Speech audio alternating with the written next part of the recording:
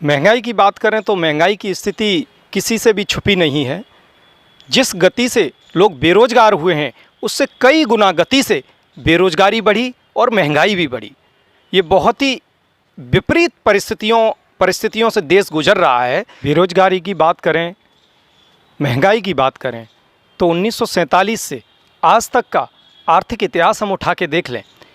पिछले कुछ वर्षों से जिस गति से बेरोजगारी बढ़ी और जिस गति से महंगाई बढ़ी है, इसने पिछले सभी रिकॉर्ड तोड़ दिए हैं। ये दुनिया में भारत के अर्थशास्त्री नहीं, विश्व के अर्थशास्त्री भी मान रहे हैं इस बात को कि भारत की आर्थिक स्थिति दिनों दिन बदतर होती जा रही है।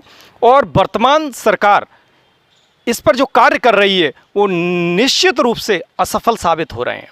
वो निश्चित रूप से यहाँ की जनता के लिए बुरे समय और बुरी परिस्थिति को बनाने में लगे हुए हैं।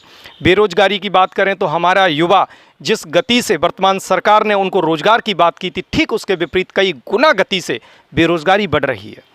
बात करें महंगाई की तो आप वर्तमान सरकार के पिछले वर्ष का आर्थिक इतिहास उठा के देख लीजिए कि जिस गति से महंगाई घटनी चाहिए थी और जिस गति से महंगाई घटाने के वायदे किए गए थे उसके विपरीत महंगाई बढ़ी और बढ़ाने में लोगों की मदद की गई। एक बात। दूसरी बात, वर्तमान में जो देश का एक बड़ा पूंजीपति वर्ग है वो कई गुना उसकी आर्थिक समृद्धि बढ़ रही है और जो देश का आम जनमानस है वो उतना ही ज़्यादा गरीब, उतना ही ज़्यादा बेसहारा, उतना ही ज़्यादा बेरोज़गार होता जा रहा है। क्यों? क्योंकि आम जनता की आमदनी घट रही है और महंगाई निरंतर बढ़ रही है। एक बात, आप चाहे सिलेंडर ले लीजिए, चाहे आप पेट्रोल ले लीजिए, चाहे डीजल ले लीजिए, सभी की स्थिति किसी से छुपी हुई नहीं है देश में।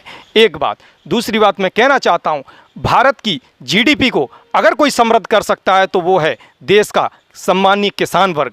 किसान वर्ग की हालत ये है कि उसके उत्पादन कर रहा है उसमें उत्पादन में लागत का मूल्य उन्हें नहीं मिल पा रहा और इस बात पर हमारी सरकारें किसी भी प्रकार का कोई संज्ञान लेने का काम नहीं कर रही। और सबसे बड़ी बात, आज आरएसएस का जो संगठन है भारतीय किसान संघ, वो देश में 8 सितंबर 2021 को 600 जिलों के अंदर अपना विरोध प्रदर्शन कर रहा है और विरोध प्रदर्शन के माध्यम से ये अंधी, बहरी और गूंगी सरकारों को बताने का काम कर रहा है, जागिए और हमारी जनता के बड़े आवाम जो किसान वर्ग से हैं उनको जो 3 काले कानून दिए हैं उनको वापस लीजिए और एमएसपी की हमें गारंटी दीजिए।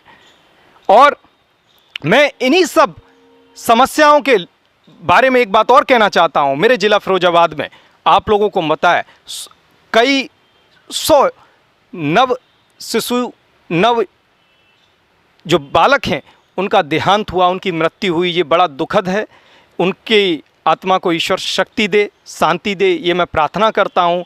और मेरी जो वर्तमान हमारी जो देश की और राज्य की सरकारें हैं उनको सद्बुद्धि दे ताकि हमारे समाज में समृद्धि आ सके और समाजवादी पार्टी 2022 में माननीय श्री अखिलेश यादव जी के नेतृत्व में पूर्ण बहुमत की सरकार बनाकर हमारे जनता और आवाम की उम्मीद और सपनों को पूरा कर सके। इसी के साथ मैं सभी को नमस्कार।